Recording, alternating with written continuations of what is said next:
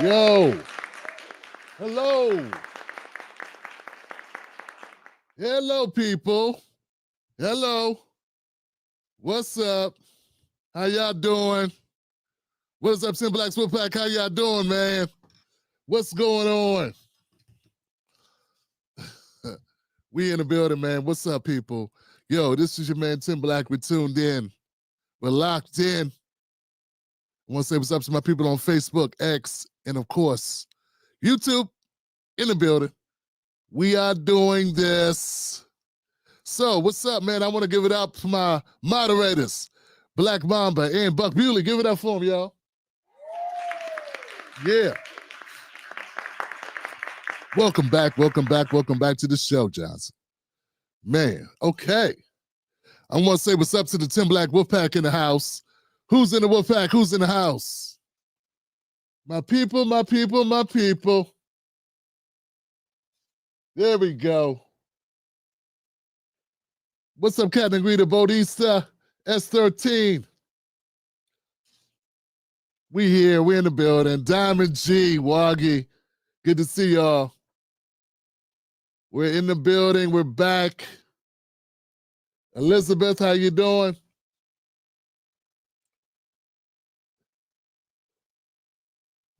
We in the building. What's up, Yuck? Somebody named Yuck. We got M Sparks in the house. What's up, M? Le Chat. Le Chat. Yes. Tuned into it, guys. Tuned into it. Valley Joe. All right, Joe.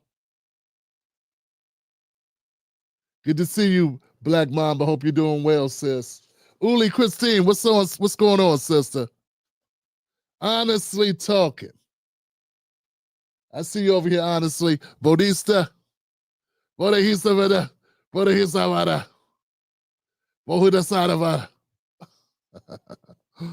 going on? How you doing, man? Welcome back to the family. To my people that tuned in, man. We're here, we're live. Yo, check it out, guys. It's tough, Katie. How you doing, Katie? What's up, H Stacks?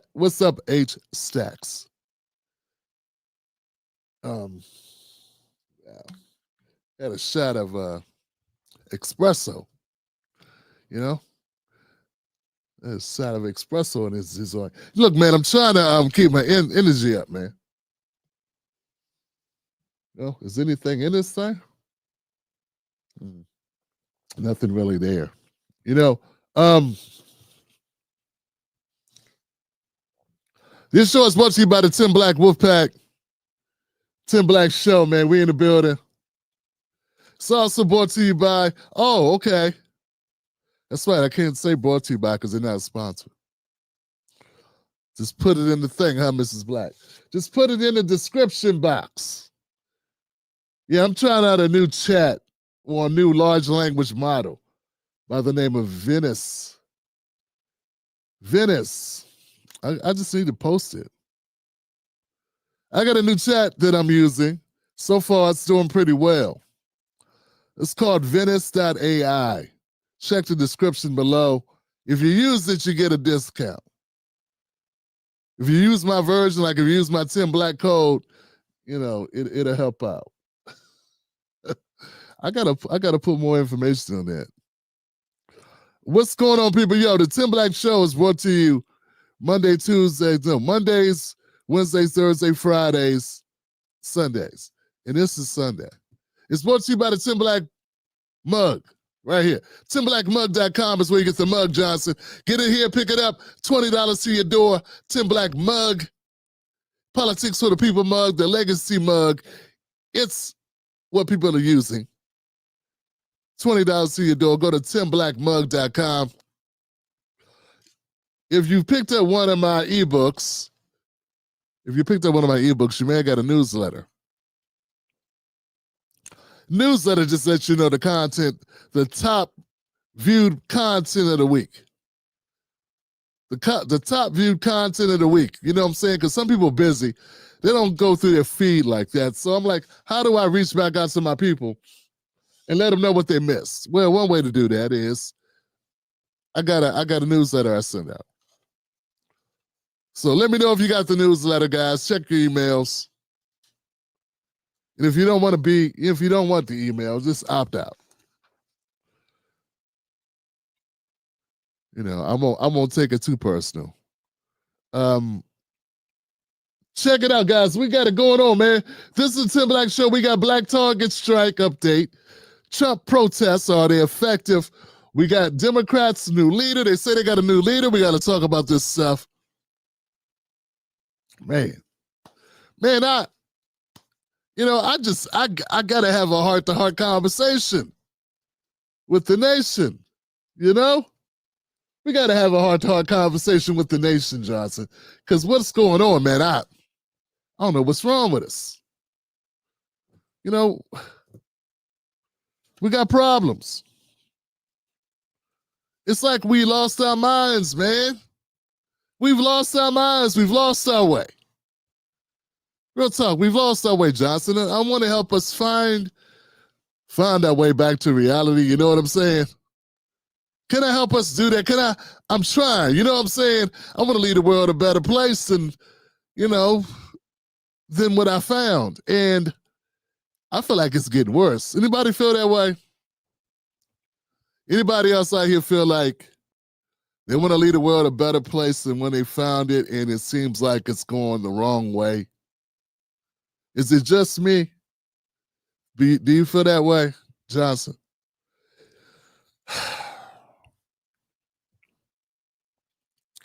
With all the advancements they say that we're making, I don't feel like we're making all that. I don't feel like those advancements are in the areas that make life really better for us. So look, I want to talk about it, man. And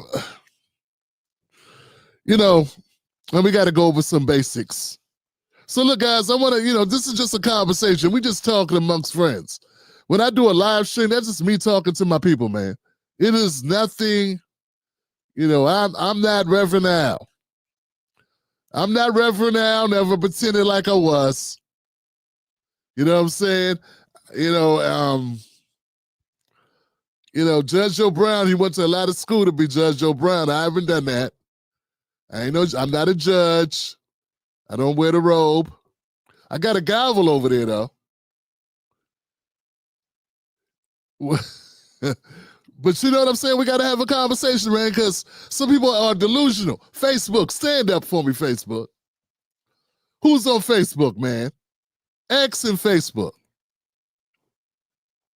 For the most part, I think my YouTube people understand. My Facebook people don't get it. And I got time today, so let me tell you something.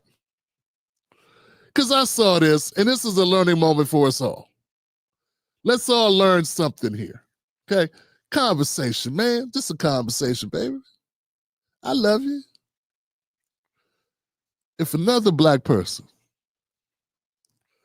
calls me out of my name because they detected I don't like Democratic Party, not that I don't like black people, but that I don't like the Democratic Party. If another black person gets this wrong, me and you gonna meet outside. You know what I'm saying? Real talk. And I'm way too old for this, that type action. But I feel like it's necessary. Because if you that dumb, first of all, telling a black man he a sellout because he don't like the Democratic Party. He thinks the Democratic Party been using his people. And not having any self-reflection, right? Not having the ability to remove yourself emotionally from the equation and look at the merits of my conversation. We've been giving them our votes for 50 years.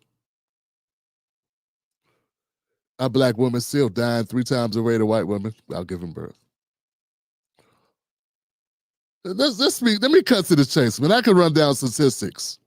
I can run down statistics about our schools, about our racial wealth gap, health disparities. I can run down all that stuff, but you don't care about that. Because if you cared about facts, we wouldn't even have to have this conversation, to be honest with you.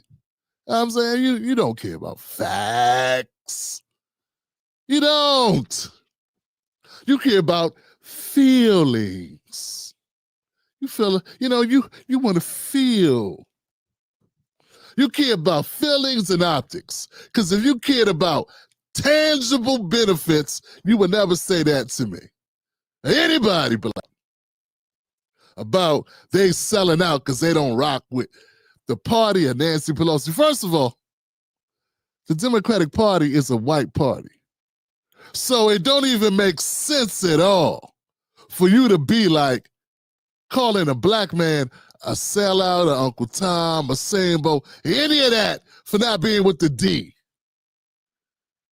Because last time I checked, both are run by white America. That's the first thing. So whether a person's with the Republican Party or the Democratic Party or the Green Party or the Libertarian Party, these are all predominantly white parties.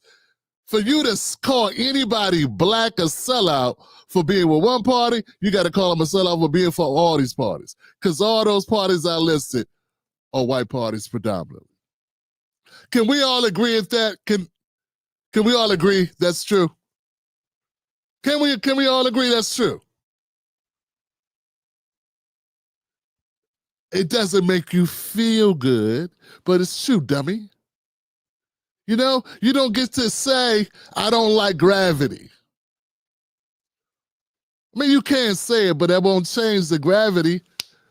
Will remind you that it doesn't care if you like it or not.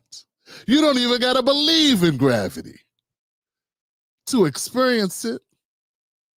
So how can you say to a black man he's a sellout or he's copping out or he's a Tom or a Coon or a Sambo or whatever because he don't roll with your political party? Man, all these parties are run by white people. So unless you're going to call Hakeem Jeffries, the same thing you call Tim Scott. I know we got dumb Negroes. We got dumb ninjas who say this type of stuff. They're idiots. They're idiots. They drinking Kool-Aid. They drink the grape Kool-Aid instead of the orange Kool-Aid and then want to talk about the Kool-Aid. They're all drinking Kool-Aid. You're drinking Kool-Aid, Goofy. I got no respect for morons. And that's what they are, man, if they can't figure this out. So look, we have a problem. We have a problem. Stop making things yours that's not yours. Stop making things yours that are not yours. Because if the Democratic Party was your party and it cared about you, you'd be doing better. Now, white Americans should feel the exact same way. They should feel the exact same way. Asians should feel the same thing. This conversation should be for anyone. Because it applies to anyone. If there are Asian Americans walking around thinking that the Democratic Party is their party, they've lost their minds. They've lost their minds. Now you can argue about policy. We can have a policy conversation about what policy a particular party supports. That's cool. But to just call somebody a name because they don't choose your party and to make that name be tied to race, if you black, that's just idiotic. You're just an idiot. You're not smart enough to be here, frankly. Really, you're just not. You're not smart enough to be here. Both parties suck, Johnson. And it's just what it is. I'm sorry. It's the truth. You can't accept it. You not having the ability to wrap your head around that is not my fault. Get what I'm saying? Stop telling women online. Stop telling sisters that they are sellouts because they're Republicans. Stop doing that. Stop just cut it out. Stop doing it. You disagree with their politics. But to be with any party is a sellout because none of these parties really have your best interests. You got a particular policy you care about more. I hope that's what it is. But see, that's what's sad. That's why I say the Democrats are so diabolical. They're not even selling black people on policy. They got delusional black people. We got people deluded into thinking they're the party of black people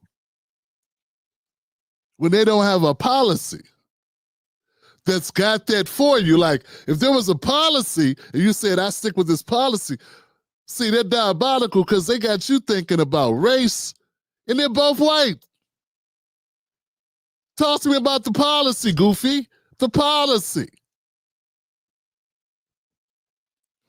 And the fact that they were able to sell that, and the reason why they've been able to sell that to you, my delusional friend, my delusional brother, my delusional sister, is because they got high faces or black faces in high places that they gave money to and gave a slot to, a job to, and that's all you needed to see because you are surface level, symbolic, easily fooled by symbols and shiny things.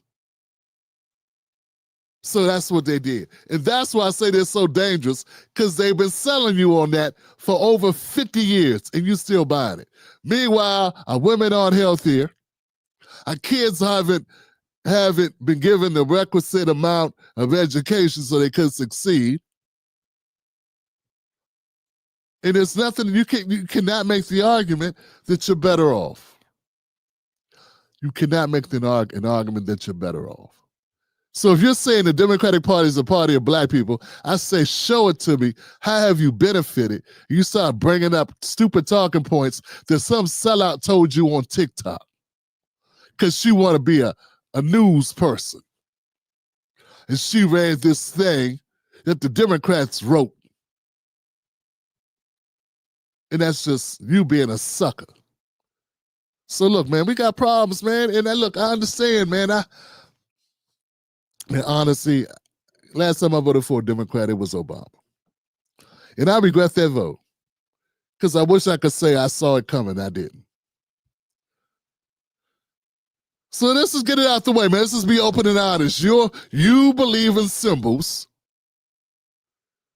The number 13, you're just as goofy as the QAnons. You believe in goofy things.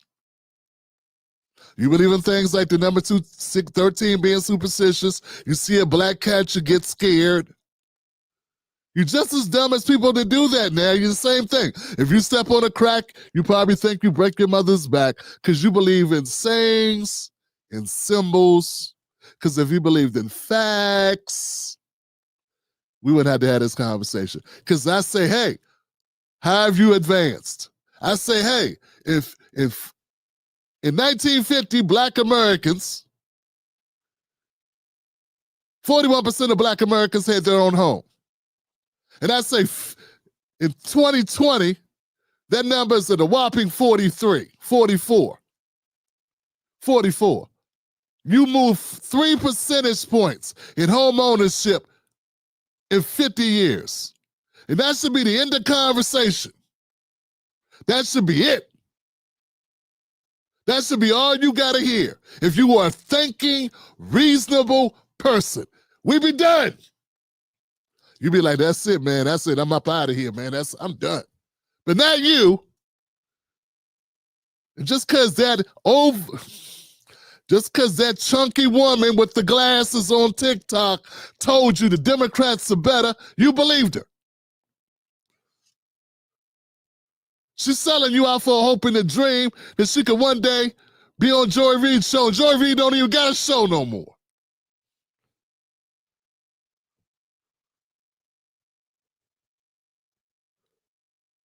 She sold you out for some silver pieces.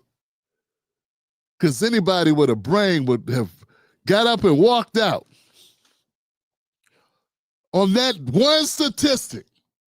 That one statistic, you should get up and walk out. Because you said they're your party, right? And they got black people's back. If that's what you call having our back, nobody's got your back. That's what that means. You know what I'm saying? White Americans should feel the same way. white America went down.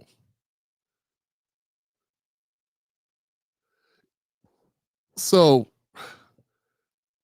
we're going to have to be grown-ups on this, man. We got to stop.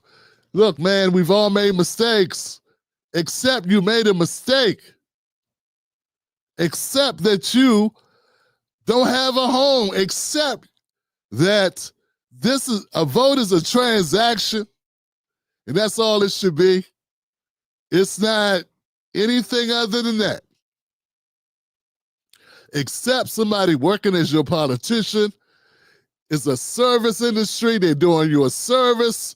If you come out and they don't have the hedges clipped, if the lawn ain't even, if the flower bed look a wreck, you get somebody else.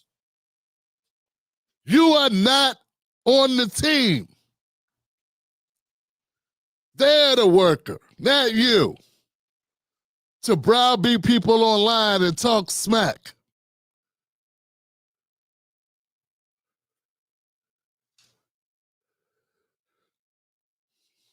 All right. So we're gonna do better, man. We gotta work on it. We gotta work on it. We gotta work on it, man. We gotta work on it. You know what I love about us, man? We a lot of us been around for a long time. We've been around. We've seen things. We got a wealth of experience. We know sometimes it's time to cut our losses. We know what it's like to throw good money after bad money because we made bad mistakes before. And we know the sooner you catch it, the better.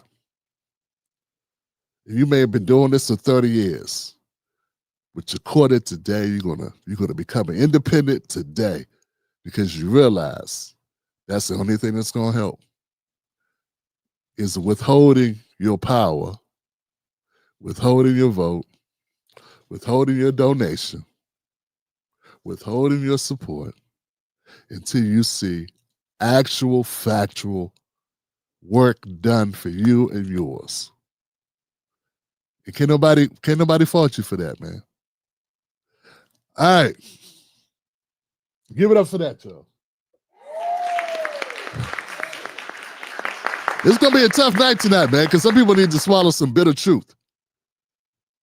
They need to swallow the bitter truth, folks. All right. Let's jump right into the frying pan, fam.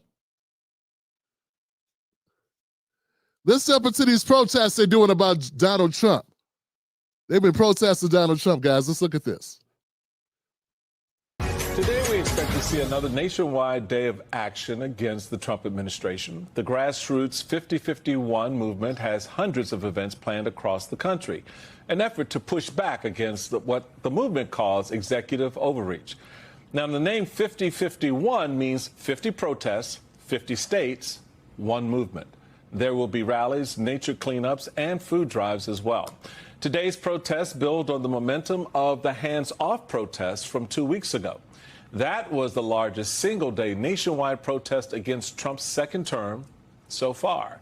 More, please. More, please. More, please. So, I love folks, Simone, just saying, okay, the political class, they ain't working for us.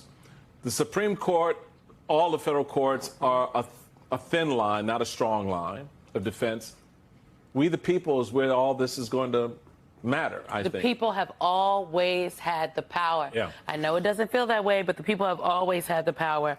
The Washington Post, I read all the things Eric Wimple writes. And he wrote this on Friday.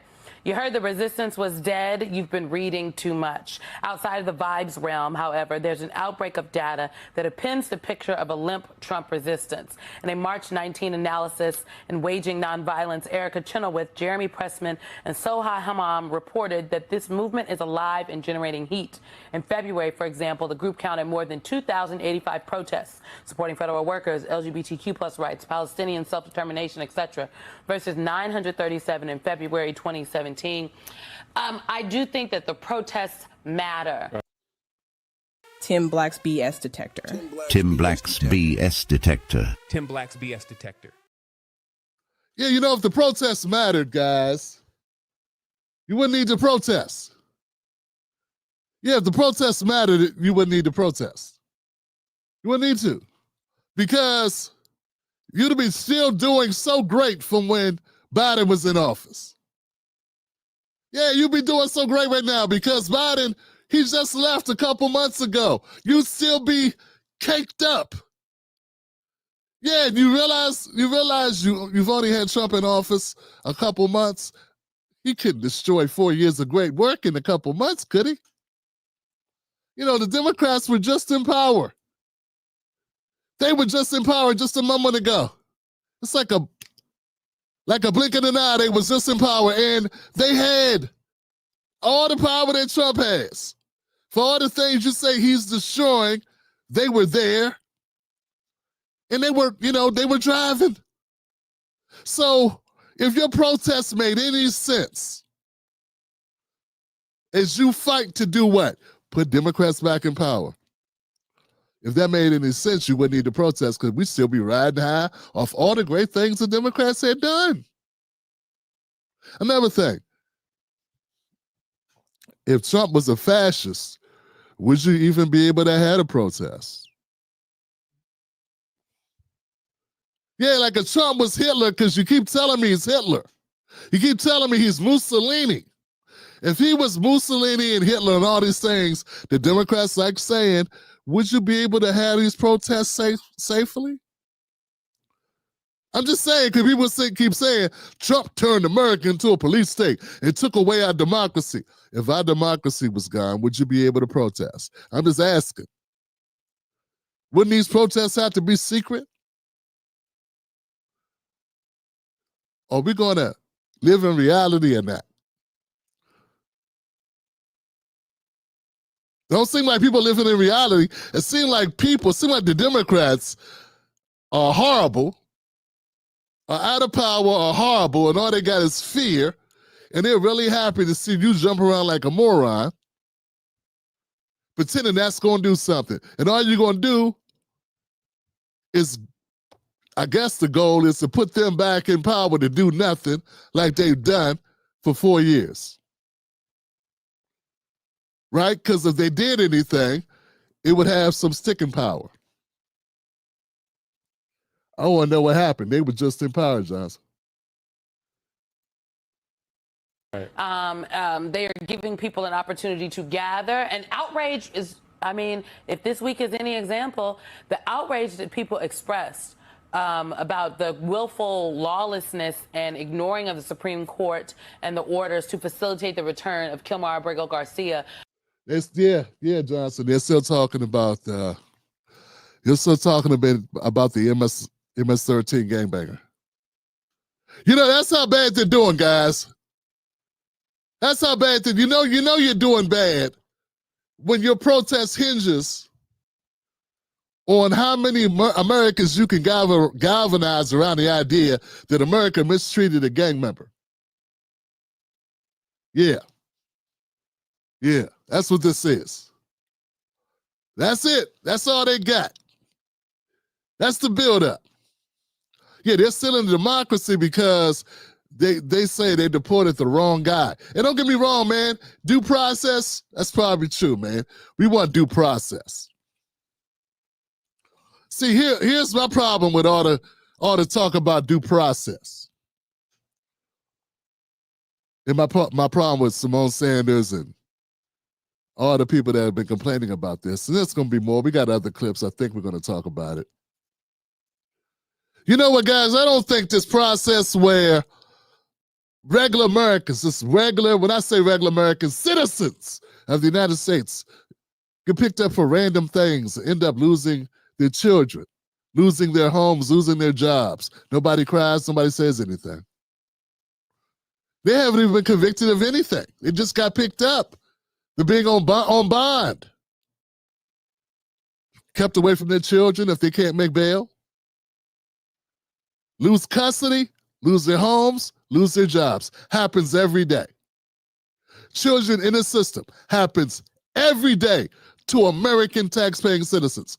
And I don't hear Simone Sanders. I don't hear Michael Steele. I don't hear Tiffany Cross. I don't hear Tiffany Henyard. I'm sorry. Jasmine Crockett. I don't hear any of these people having anything to say ever. But if it happens to an MS-13 person, if it happens to a new arrival migrant who did not come through the process to even be in this country, AOC's down at the border crying or looking through a fence crying, and all this noise is made. But when there's regular poor-ass people, whether they be Black Americans, driving on a suspended license, white guy get a DUI, lose his whole life. Whole entire life.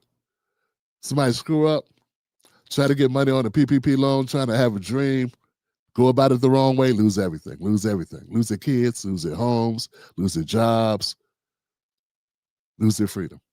Happens all the time. Nobody bats an eye. No one cries, oh, that's what you get. You tried to get a PPP loan. You knew you didn't deserve that money. You knew better. No one cries. Well, how's coming across the border illegally to be in a country you're not supposed to be in, getting kicked out, coming back, now it's a felony? How was that different?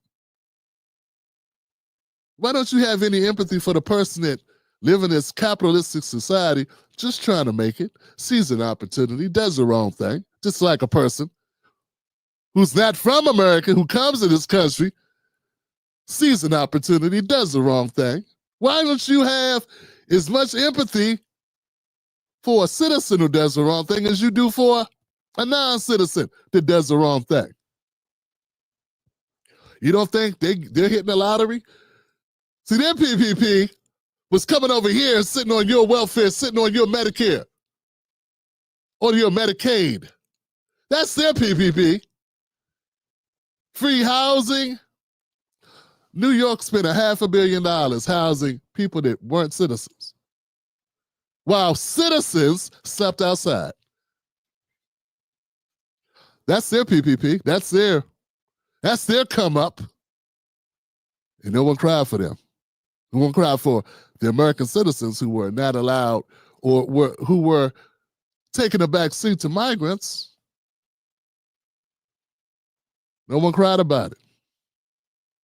You say, Tim, we got so much in this country, we should be able to take care of everybody. Yeah, we should. Well, we don't. We don't get to live in Shouldville. We live in Realityville.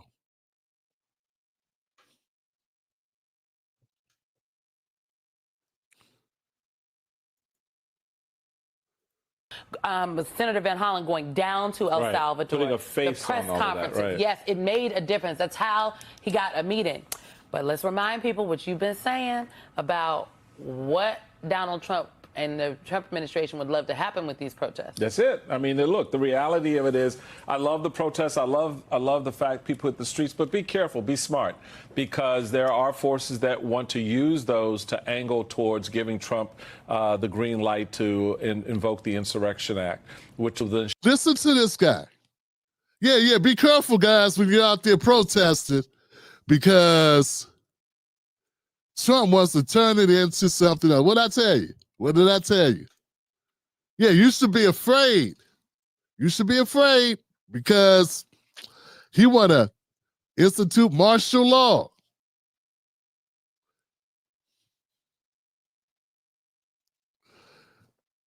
When all you got is fear, that's all you got to sell.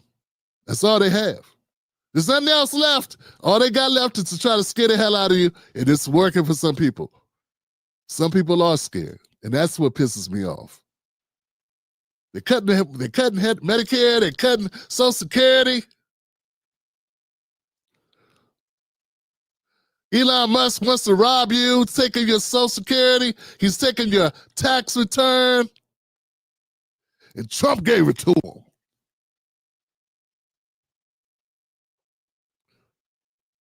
It's a shame we got people that believe this, but that's what happens when you have the fearmongers in office, or not in office. Democrats got one note to play, and they're on that one note. They are Arsenio Hall with the cap gun standing outside, busting that cap gun. That's all they got is a cap gun.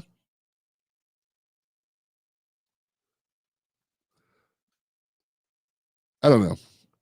Um,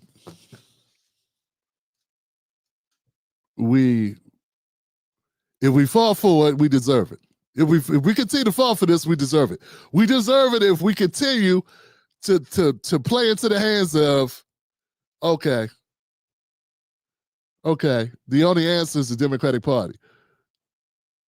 If they can get away with this, if they can get away with doing next to nothing for 4 years, because that's the only reason why Trump gets in office. He only got in office because they suck so bad. Trump wasn't as popular. Yeah, Trump supporters want to believe Trump is so super popular. He is with them, but as far as the country goes, a lot of it had to do with who he was running against. It's just the Democrats are just a horrible party, even though we keep voting for them.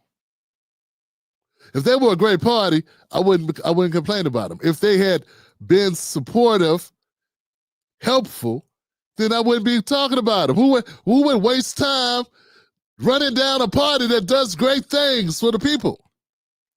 Only a fool, but that's not the case.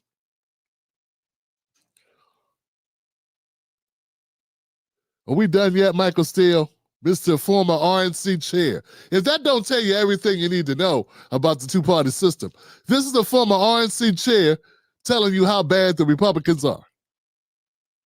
And now the party he used to call corrupt, race baiters, all these things, now that's his party.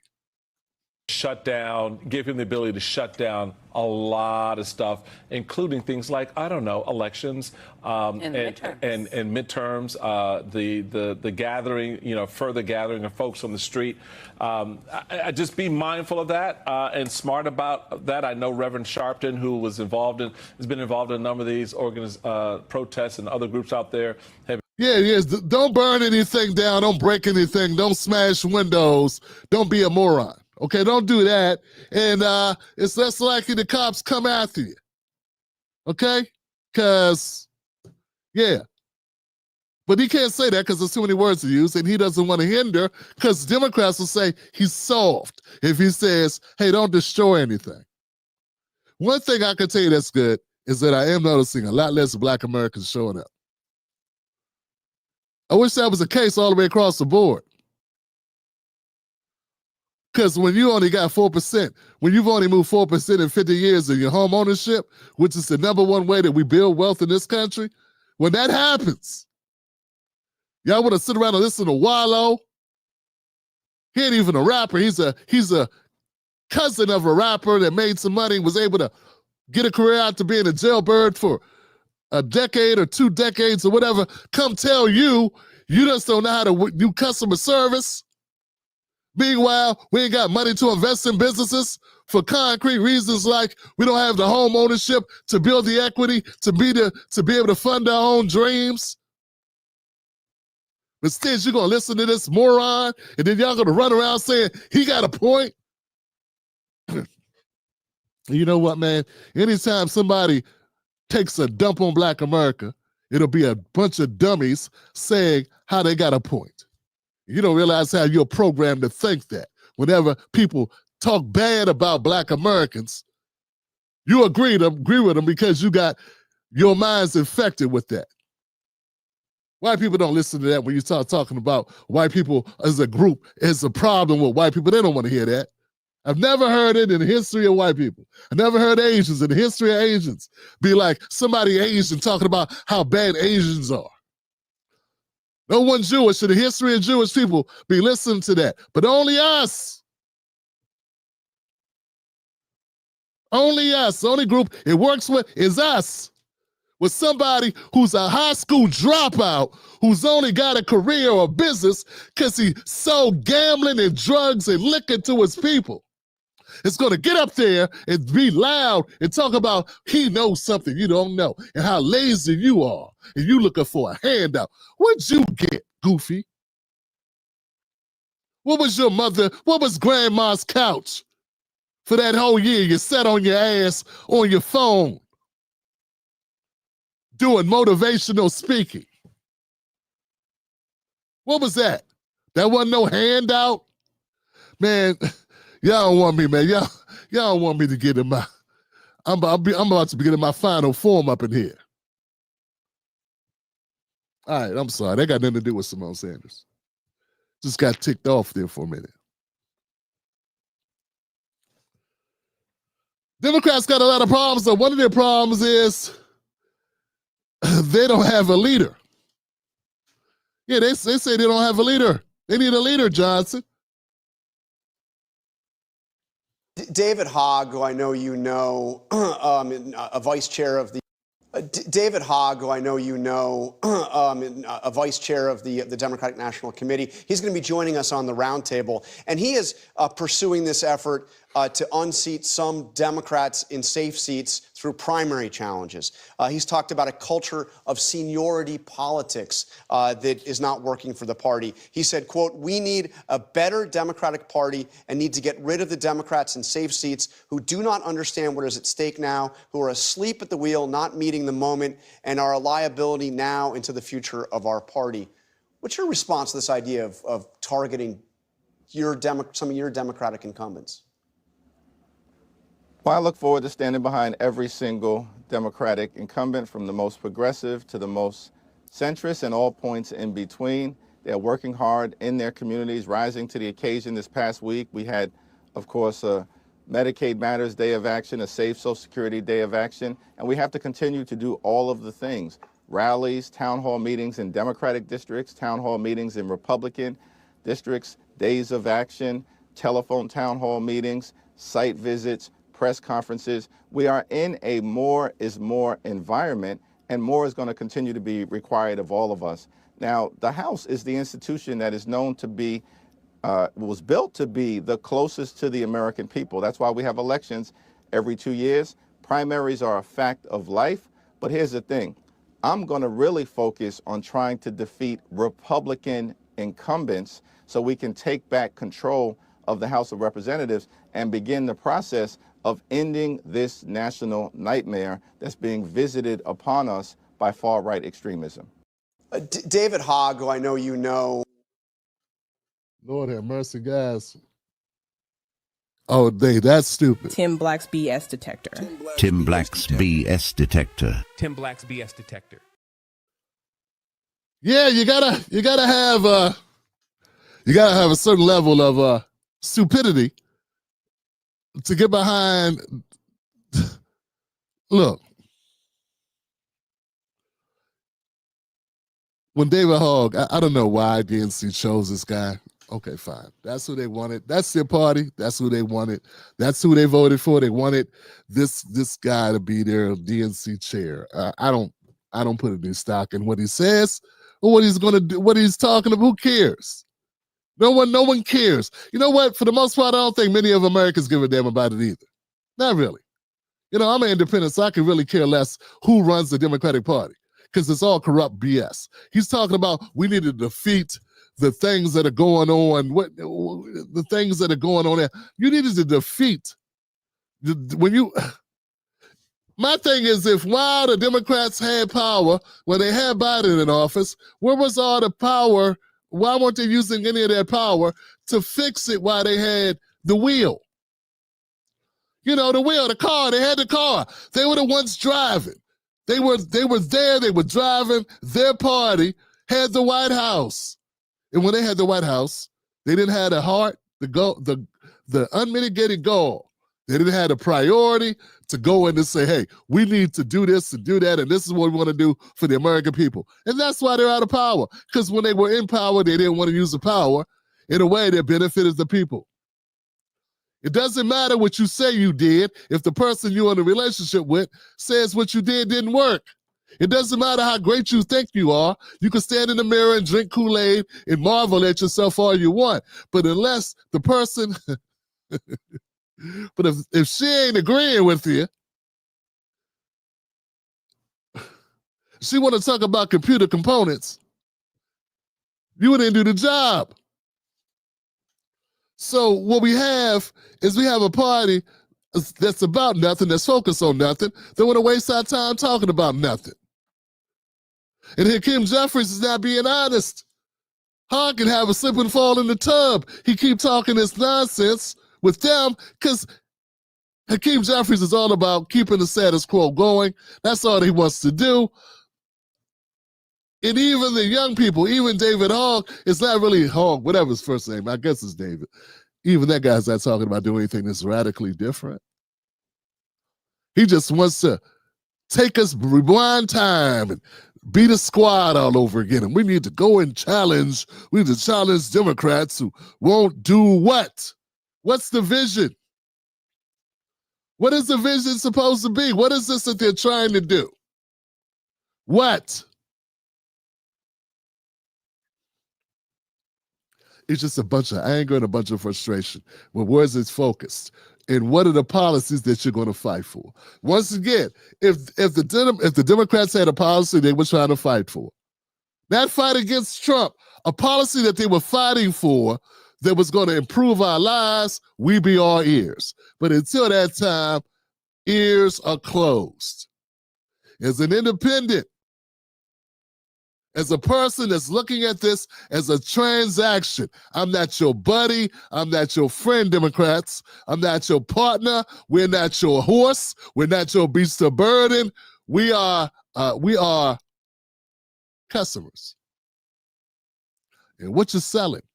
And I think that's how we got to look at it. And I think that's how we should all look at it. And Hakeem Jeffries, whether it's Hakeem Jeffries talking, or if it's Jim Clyburn talking, or Nancy Pelosi, or David Hogg, or AOC, or whoever's talking. And the reason why we're not that way, once again, is we got too many black faces in high places that have people fooled that means something. It doesn't mean anything if it ain't got that swing.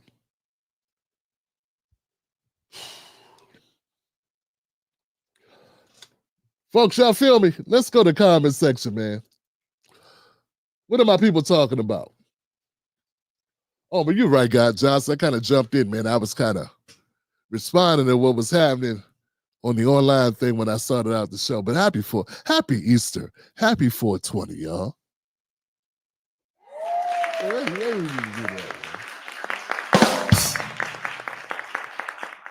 Happy Easter, happy 420. Hope everybody had a peaceful day. I should have started with the bit of cheer, bit of love, because this politics do nothing but make you upset. This stuff gets you, wound up. So I want to say that to anybody out there, man. Peace to you. Hope that you had a peaceful Sunday. Almost a shame you got to watch me yell at these people. Man. Let me see, man. Bo said, I'm so blazed, I forgot it's 420. It's 420, there. Is it? Yo. Fonnie, James, and Stacey done nothing for FBA. Right. And don't plan to do nothing either. They're not even talking about doing anything. And if they ain't talking about doing nothing for us, what's there to talk about? That's what I'm trying to say. And how could you fault a person if there was a store in your neighborhood? If there was a store in your neighborhood that didn't have nothing on the shelves for you, you go into the store, there's nothing there. It's an empty store. They got signs in the windows, but on the shelves, there's no items. You say, hey, I'm looking for we need some milk. That's what the first thing that comes to mind, looking for some milk. You got any milk in the back? They say, no, we got no milk in the back. You say, God, we need some milk. Okay. Do you have some aspirin? My baby got a little headache. Need a little aspirin. Got any aspirin in the back? No, we don't got any aspirin in the back. Oh, damn.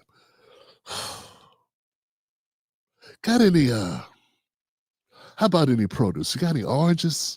Need some vitamin C. Got any oranges? No, I'm sorry, no. Don't have any oranges. No produce at all, actually. No fruits, no vegetables, no meat, no salad. What do you have? Nothing. Nothing for you.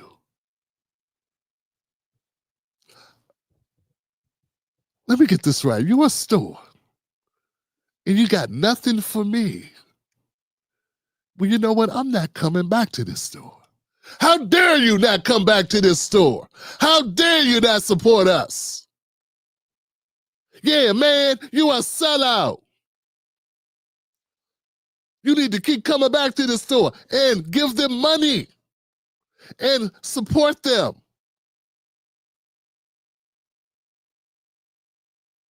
If you don't, you are Tom. Would that make any sense? No, that would mean the whole world is delusional. These are all psychopaths. But that's what I feel like when I hear people criticizing us for accepting there's nothing in the store for us. There's nothing in there. And they don't have any plans to put anything in there. They're not telling you, hey, we're going to go get you some stuff. It's coming in. We had a delay. The truck broke down. It's bringing you some stuff. Nothing. Nothing in process to be delivered to you to the store that's going to be beneficial for you. So when I say it's diabolical, that's what I mean. Now it makes sense, fam. It don't make sense. It don't make sense, family.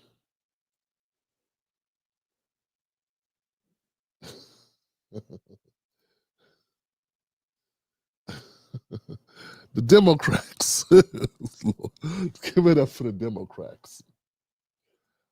Okay, let's go, man. So one of the things the Democrats are hoping they could do is they can have a new person take the helm. Okay, a new person taking the helm.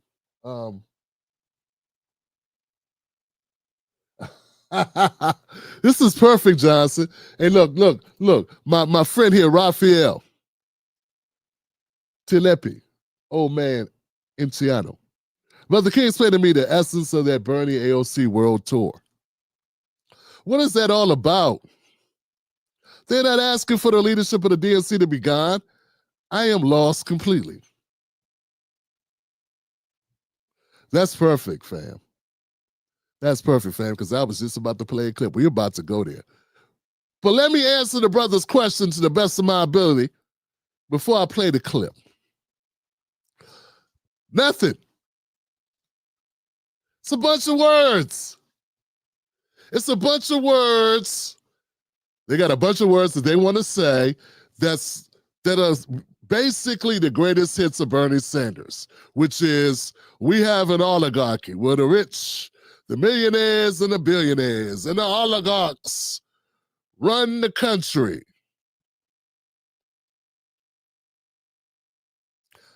And the plan is to do nothing.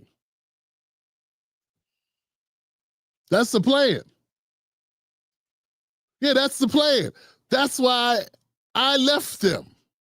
Because the plan is to do nothing about it. Not only was it nothing specifically for Black America, who needs focus yesterday. You know what I'm saying? We need focus last week. We need focus last year. We where we are right now, it's so far behind the 8-ball, fam. For them not to have something to tell us, they should be afraid to show up. Look, the Democrats, where Black America is right now, the fact that Democrats would ever go to a town hall only shows that we are delusional, that we have a problem. Because they should be, if Trump If Republican politicians should be afraid to go do town halls, Democrats should be more afraid. They should be so afraid because Trump only been in office a few months. We've been voting for the same party for 55 years. And at 90 to 95% every election, it didn't matter who ran. They should be so afraid when they look at the numbers. But see, the reason why they're not afraid, brother, is they have a class of black folks that lie to them, that lie for them, that lie to the populace, that convince them that somehow things would be worse some other way. So the Bernie Sanders tour, the AOC tour, is the oligarch tour that points at all these problems, and then the solution will be stay doing what you've been doing, stay with the Democrats. And that's not a solution. See, any solution that does not include radical revolutionary change is not really a solution. Bernie's not going to say, we need to hold the Democratic Party accountable and get rid of all the fat and get rid of all the corruption and stop letting them take money from Wall Street. He ain't going to say that. He'll just say, these things are wrong and these things are bad and everybody's suffering and everybody's struggling. And AOC will say the same thing in a higher pitched voice with less conviction. But at the end of the day, what's it for? Because both will just fall in line with the Democratic Party, regardless if it cleans up its act or not. And that, my friends, is not revolutionary at all.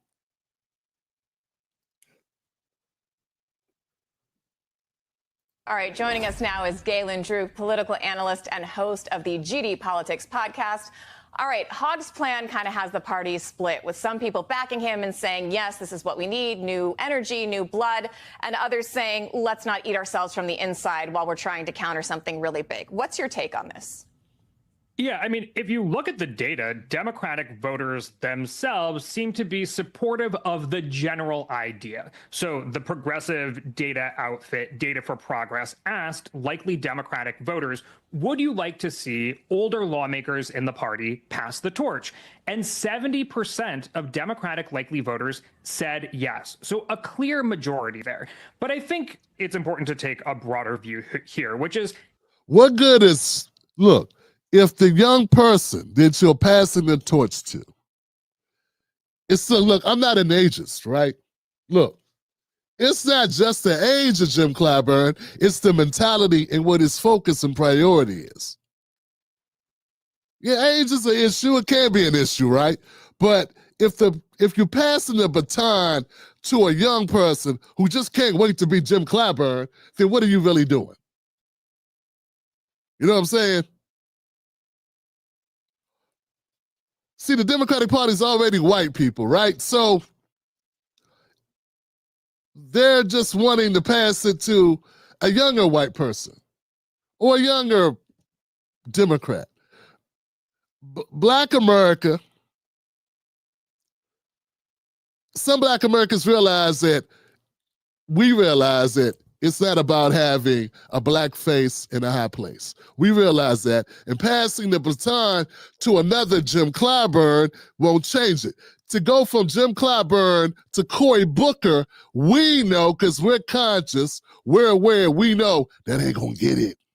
That ain't gonna solve a problem. Because that don't fix the corruption. That don't fix that the policies aren't for us, right? But we got Democrats won by a bunch of white folks who believe we just need younger white folks.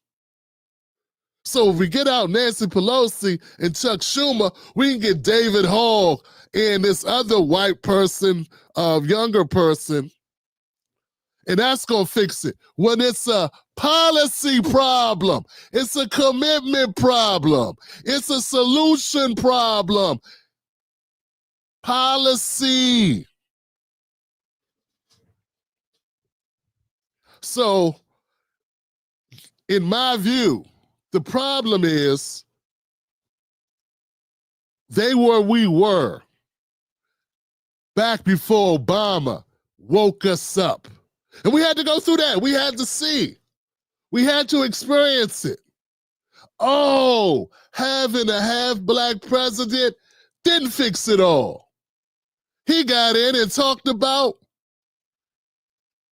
we need to calm down and be quiet and not ask him for anything.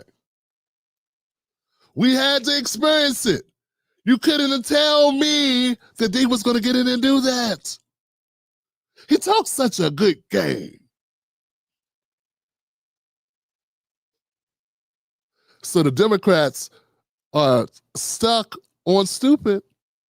They believe. You heard what he said? They believe if they just make it younger, that'll make it better. Why? If they're taking money from the same donors as the Republicans, how can you really expect them to be better? If the same oligarchs had the receipts for both parties, how is it better?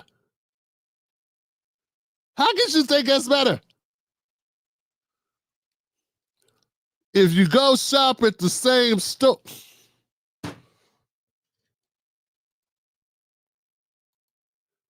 Progressive, but we've about. You've got this new video posted on the Silver Bulletin Substack where you say Congresswoman Alexandra Ocasio-Cortez could be the likely Democrat for 2028.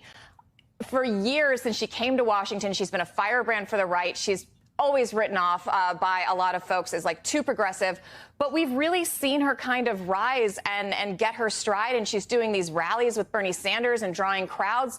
Are you convinced that she could get the support of the full party if she did run? Yeah, it's a good question. And Nate Silver and I did a Democrat. Where are they at, I'm wondering? Where are they at? Is that New Hampshire or Iowa? Maybe it's Vermont. Democratic primary draft that we acknowledged was way too early. Too early. It's too early. It is definitely too early. But, you know, to be clear, the candidates themselves are already positioning themselves to make their run. So I think it's fair game for us to look at the moves that they're making and sort of analyze them accordingly. And here's what I can say about Alexandria Ocasio-Cortez. She is well liked by Democrats. In a recent Yale poll, we see that about 60%, on net, her approval rating is plus 60%. That has her about tied with Harris and Buttigieg. So even though she has in the past been seen as a polarizing figure, across the party, she is well liked. Tim Black's BS detector. Tim Black's BS detector. Tim Black's BS detector. And for anybody to take her seriously, for us to take her seriously, she would have to be hated. Because that's what we need. We need somebody that they hate. And they're not going to pick anybody that they hate. So why do they now like her? Because she has modulated and fallen in line enough that she can be tolerated. And give the facade that she's actually a breath of fresh air. Just like Bernie. And then what they do to Bernie. Decapped him twice. But he fell in line. Why? Took me a long time to accept it. 2020, I accepted it. It's been 5 years, people. It's been 5 years. It's 2025. But he did it twice. I can't wait around. He won't do it again. Not to me. Fool me once, shame on you. Fool me twice, shame on me. It was shame on me. But here we go. So if AOC is his third term, he's passing the torch to AOC. And it'll be just another thing with Bernie. It'll be the same thing. So if AOC was the real deal for anybody here, anybody in my audience, any of us, my people, if she was the solution for us or had us in mind, they would not support her. the fact that they are supporting her says everything you need to know. I feel. She ain't softening them up so she could go radical and do something for us later. No. No. That was the delusional thinking, right? When you're, just being wishful thinking, maybe they're just playing a game so they can get us on the back end. Because if they be up front, then, they're going to get destroyed. Nah, that's not what's happening, baby. I know you wish it was that way. That's not the way it is. It's the other way. It's the other way. Marlo Stansfield, it's the other way. The young boy Marlo. She also has part of her base is going to be that more fervent, progressive part of the party that backed Bernie Sanders through thick and thin. And if a lot of Democrats run in 2028, one of those clown car primaries where everyone just keeps announcing, I'm also running, having that really enthusiastic base of support as you move through the different primary states can be really helpful. I will also say, importantly, that she's pivoted her messaging quite a bit. You listen to these fighting oligarchy rallies, her message is mostly about the economy. She's not talking about abolishing ICE and the kinds of things that were very polarizing and frankly unpopular that she was talking a lot about in the first Trump administration. There you go, Johnson. Modulating, coming around, and toning it down.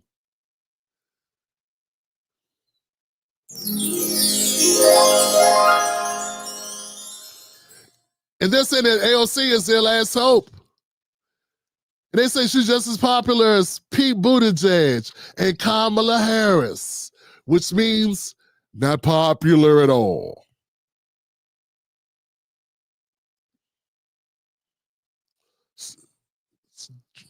The dry meatloaf, the wood chicken, the chicken that tastes like wood. Mashed macaroni soggy, the peas all mushed, and the chicken tastes like wood. Try to knock it off, at least you're thinking you can, by saying that you're full. And your mother said, nah, he just being polite. He ain't finished, that's bull.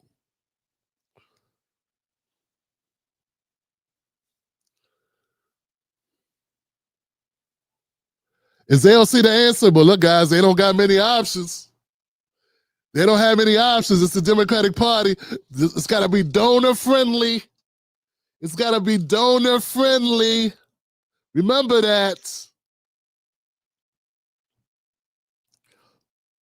Kamala Harris, she took $2 billion, put it in a big-ass U-Haul, drove it to the center of Yankee Stadium or Madison Square Garden and lit it on fire. $2 billion.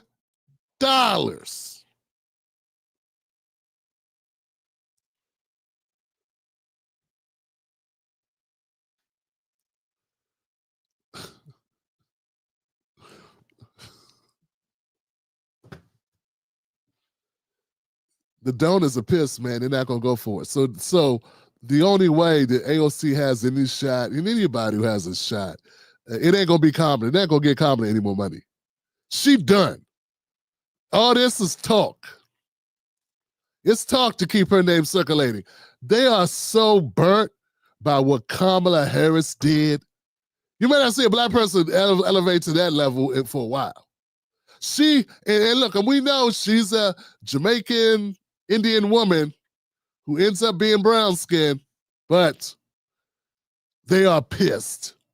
$2 billion, Johnson, and lost everything everywhere? No, sir. No, ma'am, no, ma'am, no, ma'am, no, ma'am. This is bad. This is not good. I'm not going to sit here and tell you I'm going to win any swing states. Oh, I'm not going to sit here and tell you that I'm going to win anything. No, I'm not going to sit here and do that. No, I'm not. No.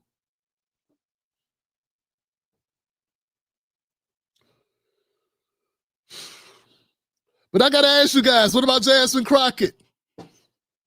I got to ask you, what about Jasmine Crockett? Is Jasmine Crockett, is she the next one up? I mean, I want to be honest, man. I want to know what you think. Is Jasmine Crockett the next one up? Is Jasmine Crockett effective? Is Jasmine Crockett it? Can you see yourself voting for Jasmine Crockett, fam? Talk to me, man. Talk to me, Tim Black Wolfpack. Do y'all feel like it's possible that Jasmine Crockett could be next up?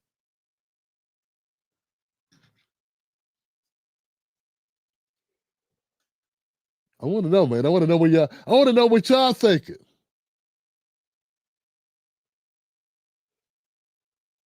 True Seeker said, nah, it's a no for me. Kira said, she is disgraceful. No. Waggy says, no. She's legit, but she has to make a decision to throw her hat in the ring. Wow. Tilepi, Raphael, I know you didn't say it. Raphael, you playing, right? Jasmine Crocker says, my paper ballot said, F nah, man.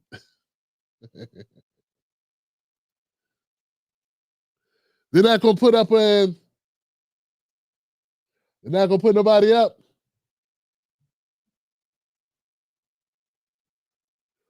Why even ask? Well, because I got a clip on the play. But we need to know, man. Look, we need to know who's watching the show, and we need to know we need to be able to have a conversation. We should be able to talk about it. Jasmine Crockett recently went on MSNBC. Was it Katie Faye? Let's check out Jasmine Crockett, y'all. So I want to exercise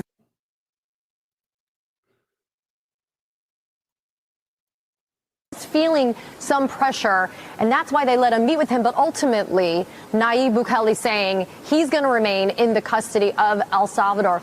We need to see more action, though, from people kind of emulating what we saw from Senator Van Hollen, right?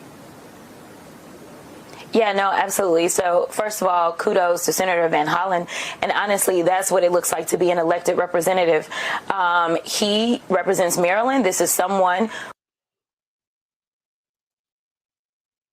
Tim Black's BS detector. Tim Black's BS detector. Tim Black's BS detector. Let me get this right. She says that's what it looks like to be like Chris Van Hollen, one of my senators who went down to El Salvador to plead his case for the MS-13 guy to come back to America so we could deport him somewhere else. Because where he's at is not a nice place to be. That guy. That's the guy. That's, Jasmine Crocker said that's what a real politician looks like.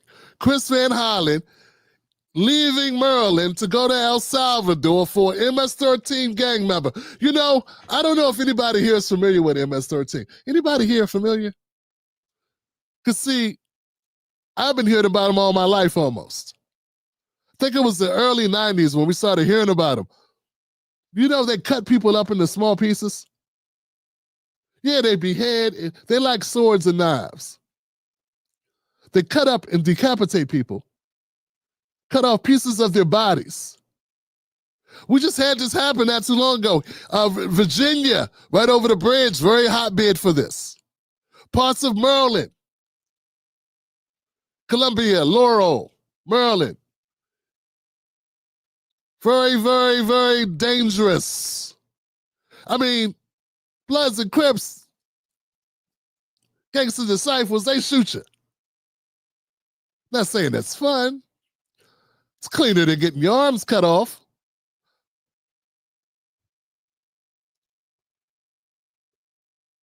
And here's another thing. We had some MS-13 gang members unalive some people here in Maryland. And I didn't hear Chris Van Hollen say anything. But he'll travel. How far is it to El Salvador? for one MS-13 guy who might have a bad stay in a prison, who's not a citizen, who we should not have sent because we didn't send him through our process properly. You know, the same process that we railroad poor black kids every day into the system. Every day. You be in a car with some friends, get caught with some drugs, and now you got to plead. Because if not, they're going to hit you with 5, 7, 8 years. So you got to plead, so you take the 2 because you don't have the money to fight it. And if they convict you, because they're going to throw the book, if they convict you, they're going to hit you with 7, 8 years. So you plead. That's a horrible system. It's in process. It's the typical operation of our system for American citizens to get railroaded into taking time, whether you knew what was going on or not, whether you were guilty or not, whether you meant to commit the crime or not. If you were just present, happens every day. But Chris Van Hollen, he went to El Salvador because the process was inaccurate for this person. Folks, the only reason why they care about this MS-13 guy is because they want to scare you about Trump, because they want to fight against Trump. That's the reason why. That's why they did it. So, my brother, when you say Jasmine Crockett, my brother, when you say she legit, she not legit, brother. Because that's not what you need your politicians to do. That's not what I need my politician to do. That's not what I want my senator doing. I don't want my senator going to El Salvador. I want you to go up to Jessup. Since you care about people getting the right process, go to Jessup. We got brothers in there for nonviolent crimes who are not part of MS-13, who can use your help, Chris Van Hollen. Oh, damn, no publicity for it. Damn, no news cycle. Not worthy of your time. Jasmine Crockett is just another lame-ass politician. That's all she is, man. Look, and without any vision of not being. I haven't heard her say a single thing. Not a single thing in all my coverage of her that she have given me any glimpse that she's about anything other than being a regular old politician. Nothing. Except she like using black people vernacular of working class black people, of which she's not even a part of that group. So it's cosplay. She pretends that she is a working class black person. Meanwhile, went to private schools, entire life, from a well-to-do family, pretending to be something she not. And if she was from working class background, I feel differently because then it's being authentic. But if you're just playing a role, that's, you know. But at the end of the day, it doesn't matter because it's just language. It's just a front. Because of your policy and what you're really about is not revolutionizing, radically changing the system. What are you doing? What are you doing?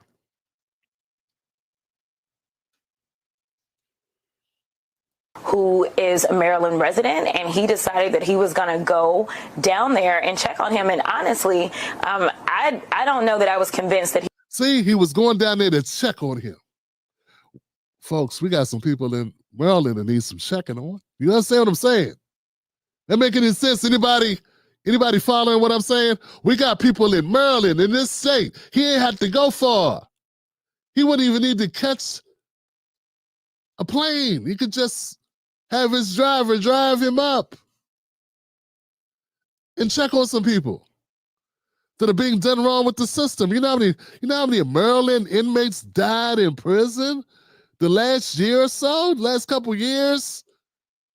You know, we got an academy where here in Maryland, where the young people, the juvenile, it's like a gladiator camp where they were having kids fight each other for a Snickers bar while they bet on it, like Fight Club. He don't need to catch no damn plane. He need to catch some ethics. We don't need to clap for this foolery, this theatrical demonstration. We don't need to clap for this, man. We need to hold these people accountable, man. He was alive. I really don't. And so I was happy to see that he was alive, number one. But number two, if Senator Van Hollen can get down there, if the president can get up here and get to the White House, then I don't understand why we can't get Abrego up out of there. I mean, listen to this. I don't know why we can't get Abrego up out of there. He has become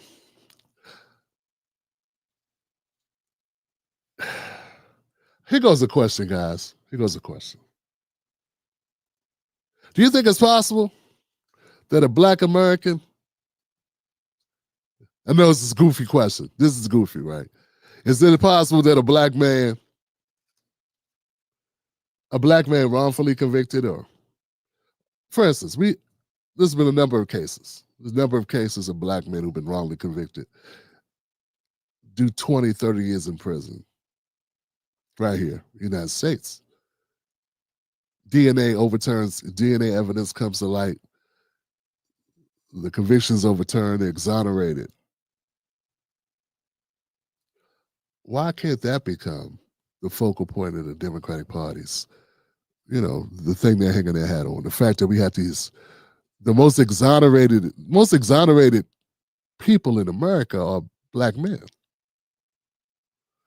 Why come we can't become the face of this? Why can't they run on that? Why can't that be the talk of the day? Every time I turn around, there's a new black man who's been in jail 2, 3, 4 decades. Gone.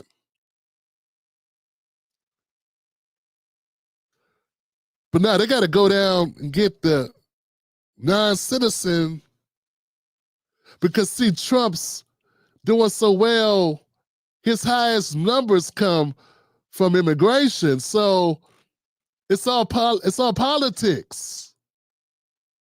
That's why they focused on it, because it's where they're most vulnerable, and they don't want to admit that the immigration policy was just horrible. And it's where they have the biggest deficit to make up ground with the Republicans. So this is what they got to fight. They got to fight against that immigration somehow to lower the unfavorables when it comes to immigration. I don't see how this does it. This just makes it worse. But they're so stubborn, they won't say, okay, you got me.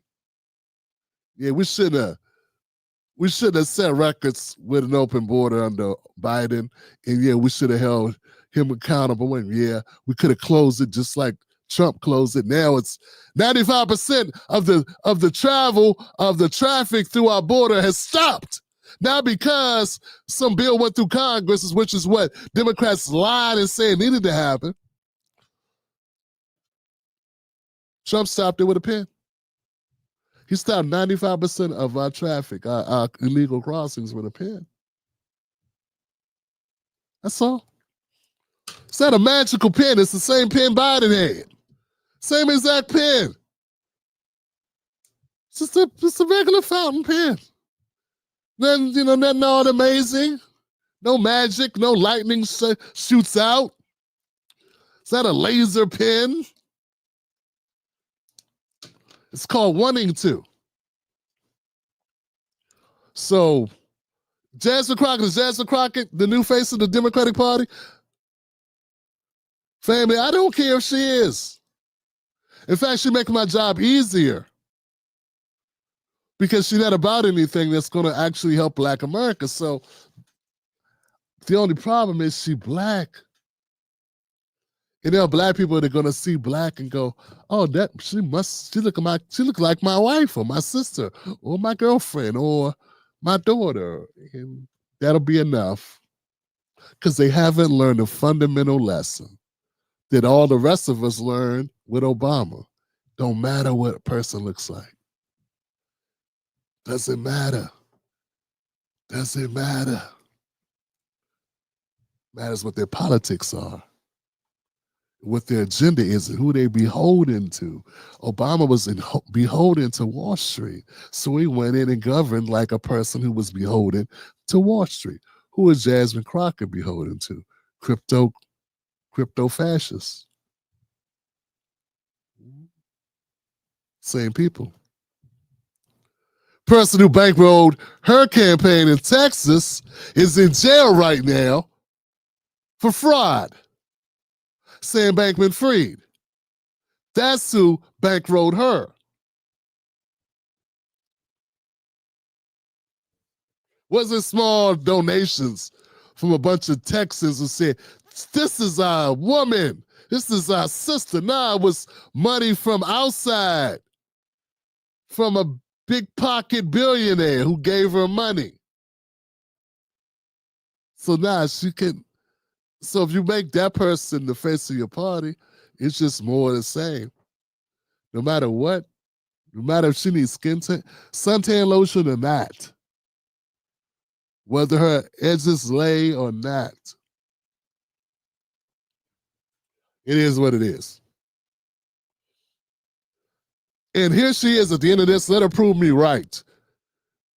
And we know that they admitted that they were wrong. Now they're trying to double back and say, well, he's this terrible person and all this kind of stuff. But here's the reality. He's a terrible person. No, he's an MS-13 gang member. Terrible person. You mean like doesn't put the seat down on the toilet? Is that what you're talking about? He's this terrible person. Doesn't cover his mouth when he sneezes? Is that what you mean? Don't cough into his sleeve? Oh, you mean the gangbanging stuff with the MS-13? Oh, that's what you mean about they say he's a bad person. Oh, okay. Oh, and beats his wife.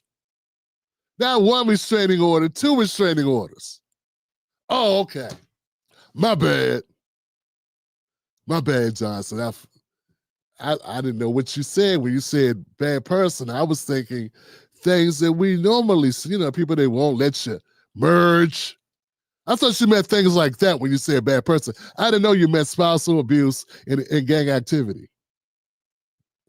My bad. And not to mention illegally crossing into the country. My bad.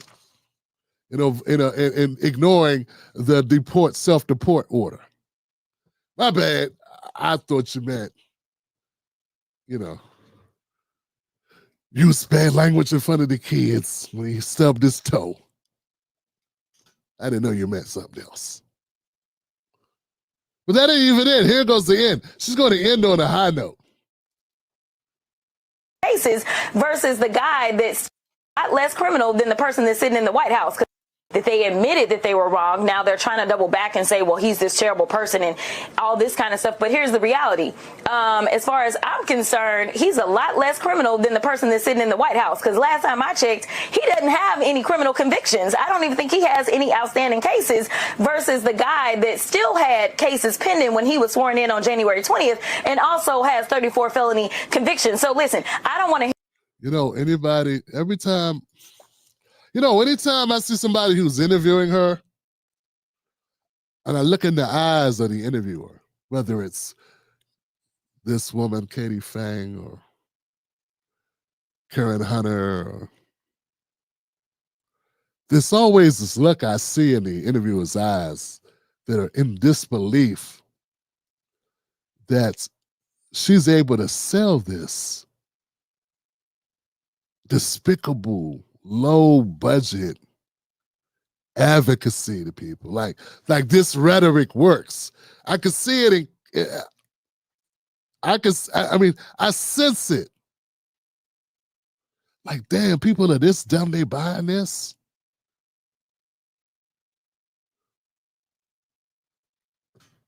I don't know. It's just something I don't know. That's what I get. Maybe I'm wrong, but I get that feeling when my intuition is usually pretty right. You know what I'm saying? I just get that feeling that that's what she's thinking when she's listening to Jasmine Crockett say that the MS-13 dude is a better person than Trump, better person than our president. And if that's true, why are you a person in Congress? Why don't you just quit? Like, if you really feel that way, quit. You know what I'm saying? You know what I'm saying? Like,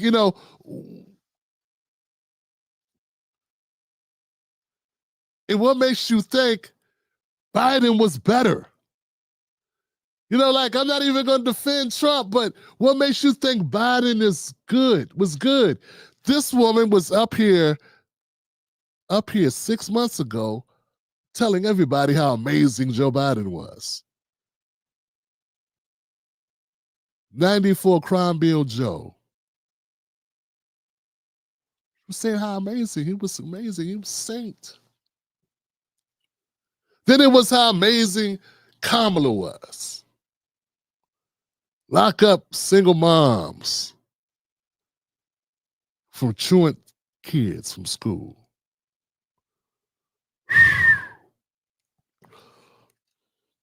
I don't know, guys. Let me know what you think about this in the comment section. Hit the like button, guys. It's Sunday. Let's see how many likes we get for the algorithm. I try to get the YouTube algorithm to respect us. I'm going to play a commercial, then we're going to come back and finish with Al Sharpton and the Target boycott, guys. Don't go nowhere. Most news shows are suspect. They don't focus on Black issues, and when they do, it's all fluff. How does that help your life? How does that help your family? How does that help the culture? They don't. The Tim Black Show is different. Tim Black gives you news for people who can't stand the news. Real, authentic, researched, entertaining, on point. Don't let nobody take your cornbread. Visit www.timblacktv.com today. Get Black breaking news, politics, culture from someone you can trust. timblacktv.com. Join us today.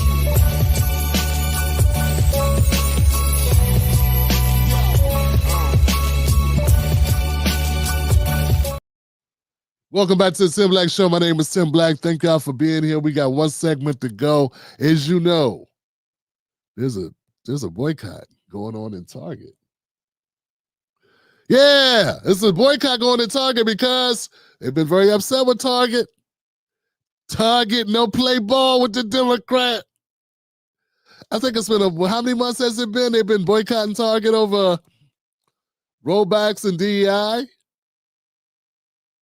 Yeah, it's been a couple months. Well, Reverend Al Sharpton has been one of the people leading the charge on the boycotts of Target because, well, DEI's gone away. Well, they're not using DEI initiatives and they're not doing that in their stores, which means, of course, Black America is very upset about this. So we got to talk about it. Here goes Reverend Al talking about the Target strike.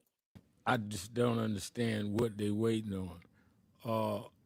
I also, we're continuing this week our fight around DEI and our countdown on these corporations.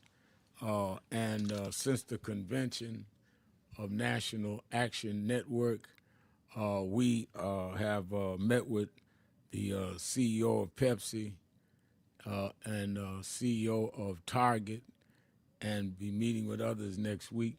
Now, there was some confusion about whether we was going to work with others that were boycotting these companies, and I've said from the beginning that we would, but let me explain something to you just one time, because I'm fighting Trump and I'm fighting those that cause DEI. Y'all can fight each other. I don't get in that little Negro mess. We started fighting DEI when Trump first came out with it. We started marching on Bill Ackman, the business mogul who had started Let's End DEI with Harvard University and led to the firing of the first Black woman president of Harvard, Claudine Guy. That's when we started picketing his office. Yesterday was the 67th week that we went out there picketing Ackman, who started this anti-DEI thing with Trump and them. And we've been there every Thursday. I was there several Thursdays, passed it on to our head of House of Justice, our coordinator. He's been there every week. Reverend McHenry has led that every week, and there's been, you can look on my Instagram page, social media page. So we was already in this. Now, others that have come in and got in, we will work with, no matter who they are. But to try to play these games of who did this and is somebody trying to take... Man, what the hell is he even talking about? I'm sorry. Something. We are fighting those that are against DEI. Okay. There will be those that will try to be divided. There will those that will play into division. Don't let them separate us and confuse us because somebody's trying to grab something rather than deal with all of us. That's why every one that I meet with, I put on social media and get on radio and announce it. Some people said, oh, it was so-and-so in the meeting with Target. I called Reverend Bryant to be in the meeting. He was in the meeting. I called others when I met with Pepsi. They were in the meeting. I put on social media. It wasn't no secret. Now, all of these companies have met with other civil rights groups, and they have not put it out. I told everybody when I'm meeting, I'm on the radio every day. I don't have no midnight train to Georgia meetings. So anybody that's telling you that is lying or being misled. Let's keep our eye on the prize. I don't hide what I do. Every day I get up. Sounds like some people trying to replace Al. They want to get their little shine on and get their beak sweat, so to speak, and become the face of what's going on. And he's letting it be known that he ain't going to allow that. But anyway, let's keep going. We almost done. 4 in the morning, I'm in the gym, 5:15. I tell y'all what I'm doing all day long. So tell everybody to put all their meetings on the table because mine is public. Now, run that tape back with everybody because I'm not getting into who shot John and what happened and all that. Keep your eye on the prize. I've been in this all my life. And we've been in this issue from day one. Yeah, that's a good reason. And that's a good reason, guys, why he needs to sit down. All right, guys, so check this out. We got a couple things we need to point out about the DEI strike that we want to have because I can't believe that these questions are not being asked. Why isn't anyone asking these basic questions? I got 4 things. 4 things. First thing, very basic question we should be asking Reverend Al and people that want to make money off the Reverend Al brigade, the people that want to follow behind the Democratic Party. I got to ask you one question. How many jobs have been lost by this boycott of Target? How many jobs been lost? What constitutes a loss from this? Now, Al's not going over any numbers. He doesn't talk about any of the results from the boycott. For something to be successful, you got to be able to measure it. Right? How many jobs have been lost? Because Target employs a lot of black people. If you cut their earnings, then some black people lose jobs? Let me preface that. How many black jobs have been lost just from Target workers? I saw it went down like 7%. There's been a drop in it's been a drop in sales, and the stock took a hit. So how many black people lost jobs since y'all boycotted?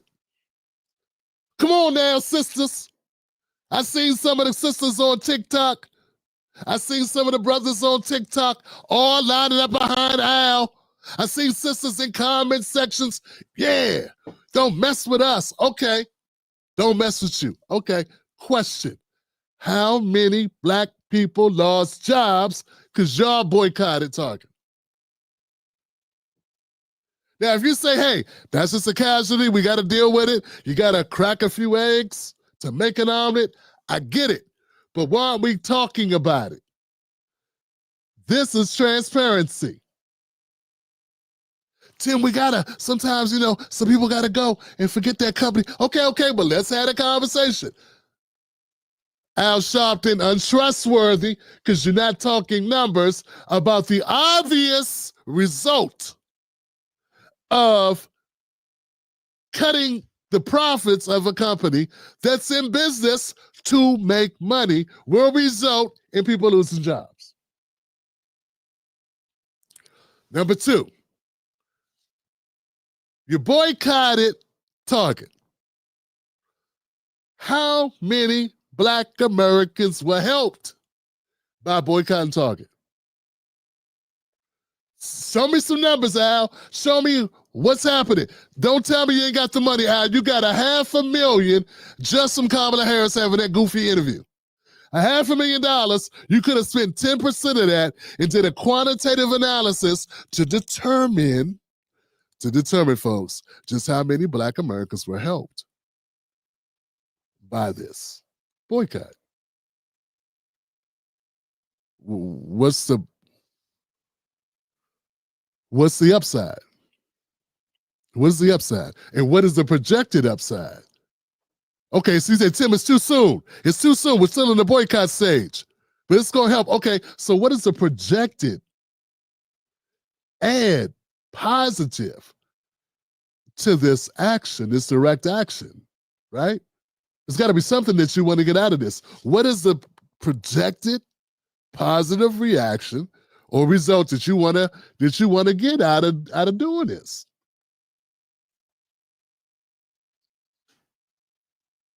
I'm just saying, like, once again, it's real closely related to number two, but it's a little bit different. I'm saying, okay, if you don't know how many jobs we lost, what have we gained? What have we gained, Al? I know you've been having something to talk about. Okay?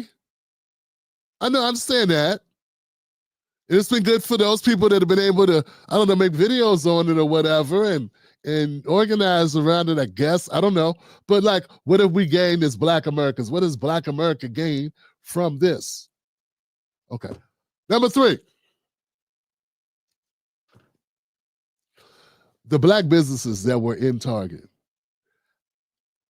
The ones, because formerly there was a good relationship between black Americans and Target, right? We all agree that Target had more black brands in their stores. How many of those brands are doing well now? What has been the impact of the boycott on those black brands that were in those stores before the boycott and after? How are they doing? And if you say, Tim, hey, man, I get it. I get what you're saying, Tim, but you know what? Once again, hey, man, if you want to make a banana split, you got to cut up with some bananas. Some bananas got to be sacrificed if you want to have a good split. So, hey, that's what we got to do, man. Okay, fine. But you should be able to know.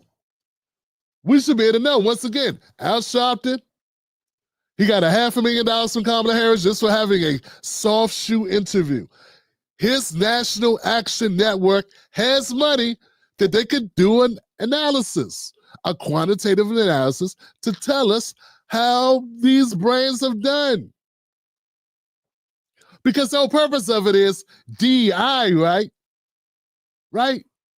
And it was because you're suggesting that DEI was benefiting us. Okay, so show me how boycotting Target, how it impacted those black businesses that were benefiting with the previous arrangement with Target. And now, how are they doing now that you've boycotted?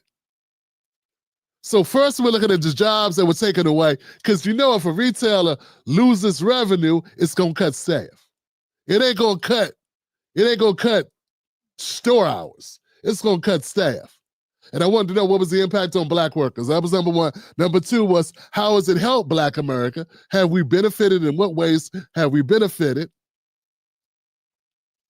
And number three is the companies, the black companies, the black businesses that were in target. Number four, and this is for black, this ain't for Al, it's for us. Why is it that we gotta make demands? Why can't we make demands for black America? Why are we making demands for a program that don't even focus on black America? I'm sorry. I don't know if I was loud enough. Why is it that we are so focused on this program, on DEI, which is a program that doesn't directly impact black America? Why would we sacrifice other businesses? And why would we put our currency?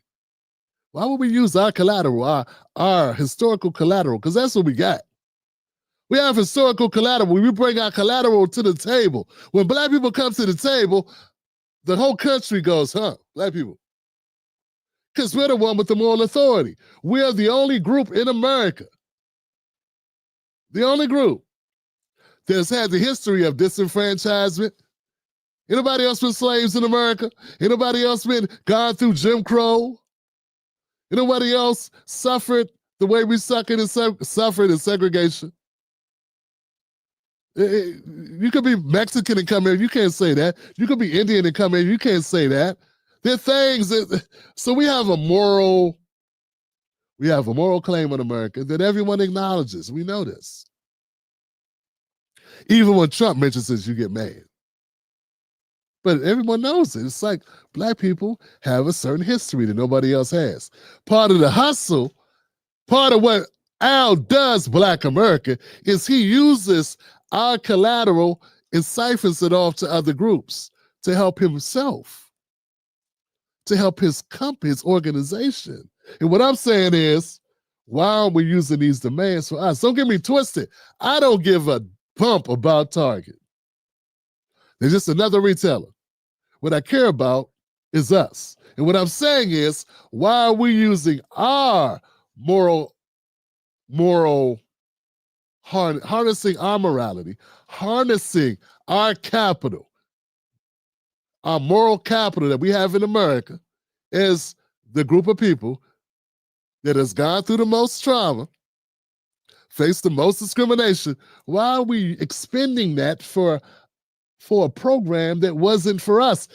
Folks, if this is a program, if Al's conditions were, I want to see $100 million invested in the black community, I'd be damned.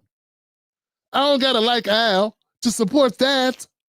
If he said, we want to see $100 million invested in black small businesses by Target every year for the next 10 years, then that'd be different. If you were saying they've been disproportionately firing and discriminating against black America, we need to boycott because they have not been treating black employees fairly. Class action lawsuit, right? Then I would support. But when you say DEI, DEI is everybody.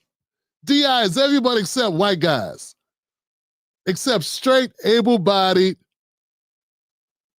white guys. Because DEI is veterans, well, non-veterans. DEI is veterans, LGBTQ, religious, Jewish folks, black folks, Asian folks, Latin American folks. It's all these categories. All these categories of people fall into DEI. Y'all know that. So, but we're doing the heavy lifting on the moral authority portion of it. We're the moral center of it. But I would support if this was a black boycott for black people to benefit. But this is a black boycott for the rest of the world to benefit. And why does that make any sense to black Americans if you're advocating for black America? How does that make sense? And what's the payoff? Like, what are we getting that makes it worth our while that we would do this? So you want us to, so what has happened is, and it's so shameful, it's actually very frustrating, folks, because what we have Black Americans gleefully and braggadociously, like bragging about a boycott that helps everybody else more than it helps us. And you can't even tell me what we're losing by doing it, what we stand to gain by doing it, anything data-driven about it at all.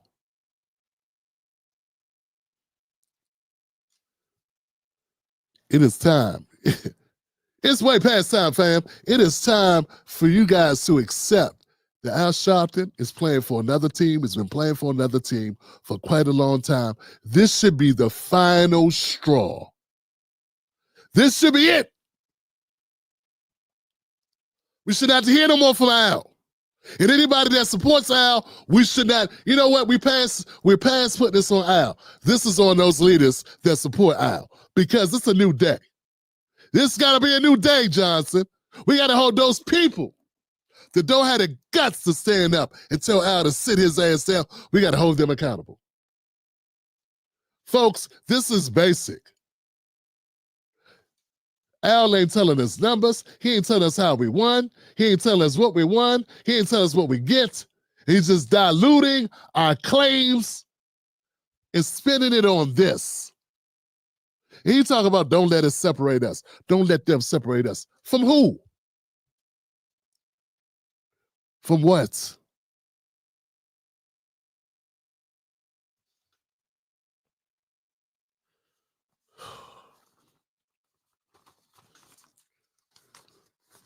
It is very frustrating, folks. It's very frustrating to be a person that's looking at this content, you know, as I get geared up to research for this show tonight, and to just see the people that are lapping this up as if this is beneficial to us. It's frustrating, man, because I can't answer those 4 questions. Those are the questions I sought out to answer before I did this segment. I wanted to find out, okay, so what jobs we losing, what jobs we getting, how we benefiting, and I don't see anything. This is all talk. But I bet you afterwards, if we ask Al, what did the National Action Network get? I bet if we start asking those questions. I bet if we start asking, did somebody Al know, or maybe friends of Al get some jobs, or maybe they get some promises? See, that's how corruption works. So somebody's got to come out on top. Someone's benefiting. Let's not be delusional. Somebody benefits from this. Why is it never us benefiting from it? I don't care what it is, man. If you're gonna go for a walk, we know why we go for a walk. You know why? I know why I go for a walk around the block 5 times. Helps my cardiovascular system. It's good for my heart. It's good for my legs, good for my arms, good for my heart, good for my energy. That's why I do it. You should know why you do something. Why are you boycotting? You want to teach them a lesson. Hey, look, man, we're not children here. What are we getting out of this?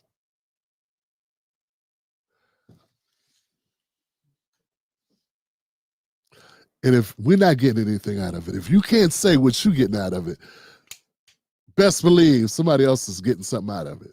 Just ain't true. Because everybody not delusional. Everybody not doing something without something coming back. They're not doing it for bragging rights. I don't think the LGBTQ community is doing it just to be doing it. It's just us that does it. We gonna show them. We gonna show them where to be played with. What do we get, my sister? What are we getting out of this? For you to feel powerful? You was powerful, you be getting something tangible, lady. Sir. All right, that's it. I'm done, guys. Let me know what y'all think. You can't fix stupid, but you damn sure can manipulate it, use it, and abuse it. All right, man. My name is Tim Black. You know how to contact me, Tim at TimBlackTV.com. I got nothing but love for you, but we got to stop being stuck on stupid. It's time that we remove Al Sharpton from any type of leadership capacity, and we got to stop falling for the okie doke. And these people jumping up and down just happily, willing to lead another generation down the wrong road. Thank God we got some new black people that are coming up who are not going for this nonsense, man. I'm so ashamed. Gen X, we should do so much better. It's a shame we're still letting the boomers run this shit. And there's no excuse. It's no excuse. Y'all want jobs instead of y'all. Y'all want jobs. Y'all don't want parity. Y'all don't want equity. You want jobs. All right, Johnson. Let's go to the comment section. Black Mama's in the house. Thank you, Black Mama, for being such an ardent supporter of the Tim Black Show. Got number love for you, sister. Thank you so much. McCoy Perry, my brothers and sisters supporting Democrats is akin to Stockholm Syndrome. Yes, it is. Thank you for being a member, McCoy Perry. Appreciate you, fam. Trust No Party's in the house once again. Trust No Party. Thank you, Trust. My brother Raphael, thank you, sir. Good to have you. Hope I answered your questions to the best of my ability. And we got Spice Radio. Tim, love the tie. Great show, fam. Thank you, fam. Yeah, man, I got some ties that's hanging around. I still say, man, every once in a while, I'm going to break them out, man. You know, I don't know how big I don't know how big my audience really is on kind of dressing up a little bit, but you know what the hell, man. It is what it is.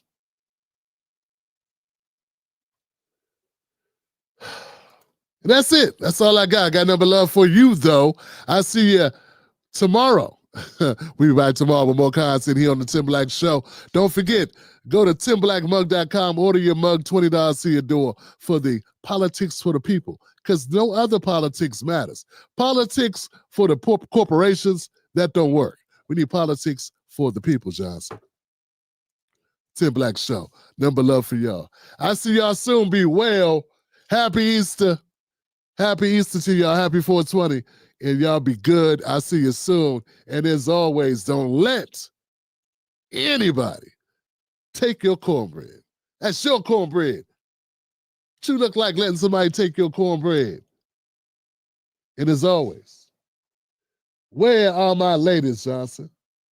Where are my ladies? Oh, there you go, baby.